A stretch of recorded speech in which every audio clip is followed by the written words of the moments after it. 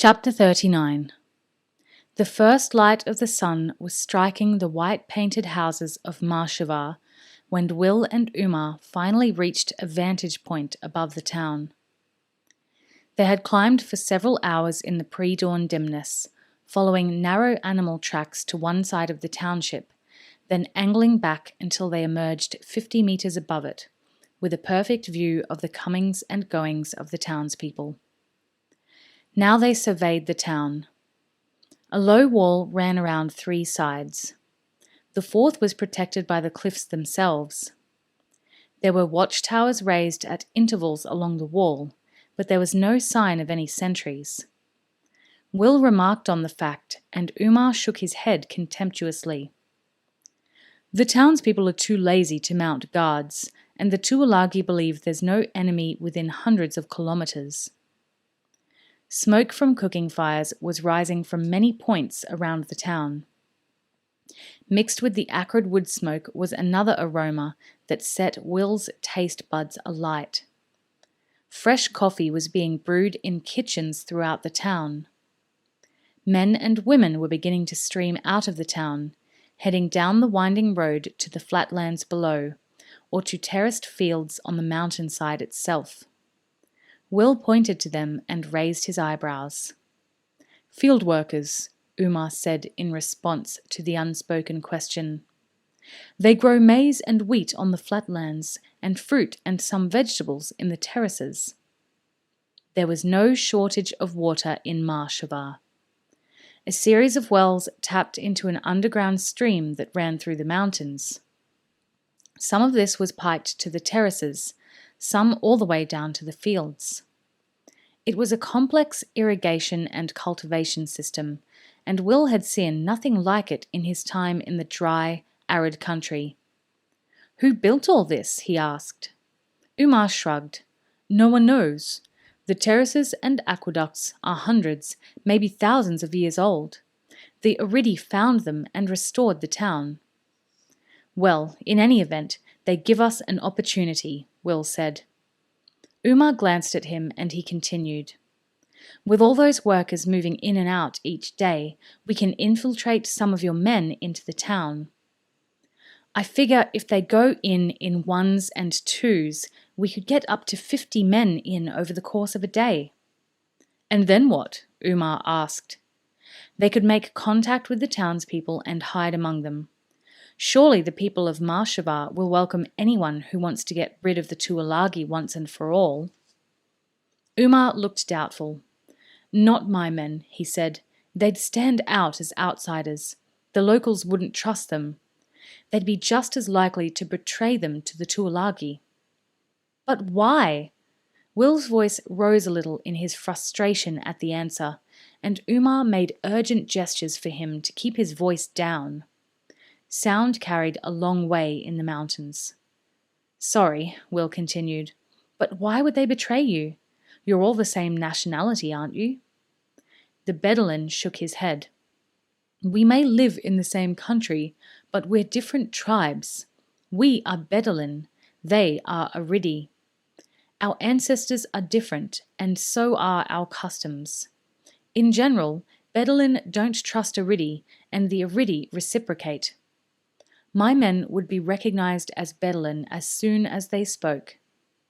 "That's ridiculous," Will growled. The thought that people could be divided by such minor differences was an affront to intelligent behavior, he thought. Umar shrugged. "Ridiculous maybe, but a fact." Will stared at the town below, watching as more people moved out into the street. He gnawed thoughtfully on his thumb. "But you sent a man in there last night," he said. Umar nodded. One of the Bedouin scouts had slipped over the wall after dark. He'd leave again that night and report on what he had heard in the town. One man. It's easy for one man to go unnoticed, particularly as he didn't have to speak, merely listen. But we'd never hoped to get 50 men in there without someone noticing the different accent. He decided it was time to change the subject and pointed to one of the openings in the cliff face at the rear of the township.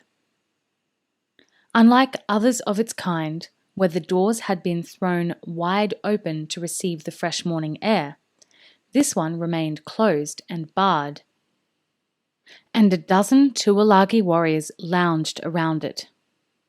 That storeroom must be where they're holding your friends. Will held his hands up to his eyes, shrouding them to focus his attention as he peered at the strongly defended door. I'd say you're right. He thought for a few minutes. Wonder if there's any way we could break them out. Umar shook his head. Even if you got to the storeroom undetected, with enough men to overpower the guards, you'd be seen and heard. Then you'd have to fight your way out through the town again. Will's eyes went upward to the sheer cliffs towering behind the town. What about coming in from above and going out the same way? Umar considered the idea. Might work, but you'd need ropes, lots of ropes, and we don't have them, he concluded. Will nodded. Best way then is to be waiting for them to bring Holt and the others out of that prison, he said, almost to himself. There's only one reason I can think of that they might do that, Umar said. That's if they were going to execute them. Will looked at him for several seconds before speaking. Well, that's a big comfort, he said. Usal had appropriated the largest and most comfortable house in the town for his own use. It was the home of the town headman, and Usal also forced the town elder and his family to wait on him and his bodyguard. The man and his wife were terrified of the veiled nomad leader, and Usal enjoyed the fact. He liked striking fear into other people's hearts. And he enjoyed belittling people like the headman and his wife, destroying their dignity and authority by forcing them to perform menial servants' duties for him. Usal sprawled at ease on a pile of thick cushions in the main room of the house. The headman had just moved through, lighting oil lamps and candles against the gathering dusk. Usal insisted on having 2 or 3 times as many of each as was necessary. Oil and candles were expensive and hard to come by in a town like this. He liked seeing the dismay on the old man's face as they were used in such a profligate manner. In a few weeks, Usal would use up 3 months' supply. But it was of no concern to the Tuolagi leader. When the oil and candles and food ran out, he'd move on. The woman entered to serve him coffee. As he demanded, she went down on her knees to offer him the cup. He took it from her, then glared at her until she lowered her eyes. Then he raised the blue veil that covered his mouth and tasted the coffee. Using the sole of his foot, he shoved her away, sending her sprawling on the mud floor. "Too weak," he said. Face averted, the woman crawled on her hands and knees from the room. She had quickly learned not to look at the Tuolagi war leader's face when he raised the blue veil to eat or drink. The first time she had been slow to avert her eyes, he had had her savagely whipped. In fact, there was nothing wrong with the coffee. The headman's wife was an excellent cook, and all Aridi women learned to make good coffee as children. But it gave him an excuse to reassert his authority, and Usal enjoyed that. His good humour evaporated as the main door of the house opened to admit Toshak. By rights, the ill-mannered Northman should wait until he was announced and then admitted to the Asik's presence. Usal glared at him now, hastily replacing the veil across his mouth and nose. "You should wait," he said. "You should be announced, and you should await permission to enter." Toshak shrugged carelessly.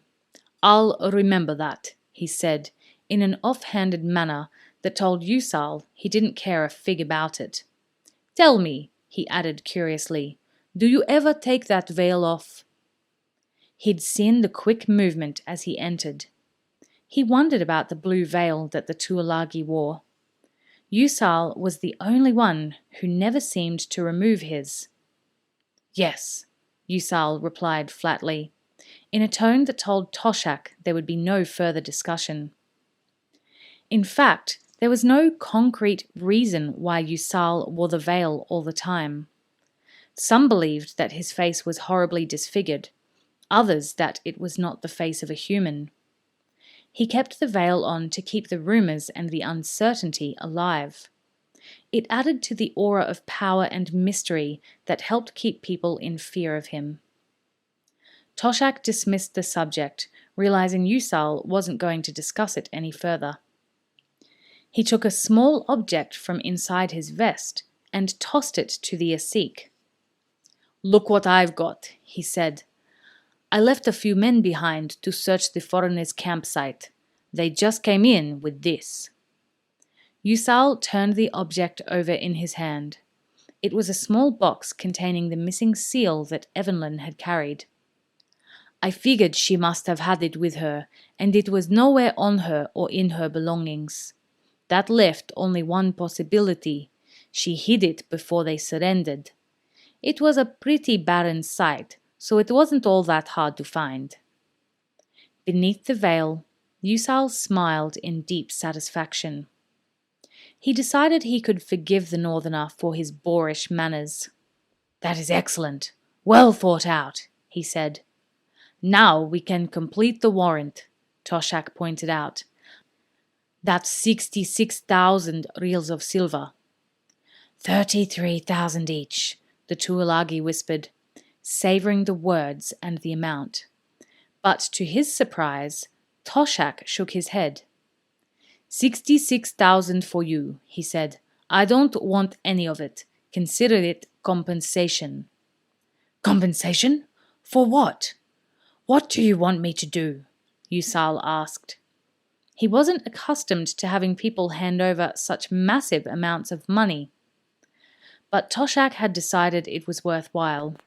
He would be Obial, and that was worth an investment of 33,000 reals. "Forget the ransoms," Toshak told him. "I want all the prisoners killed." Yusal's eyes widened in surprise. "All of them?" The Scandian nodded confirmation. Yusal considered the idea. Saleh el-Then would be worth a lot, he thought, but nowhere near 66,000 reals. And the Wakir had been a thorn in Yusal's side for some years. It would be a far more pleasant world without him.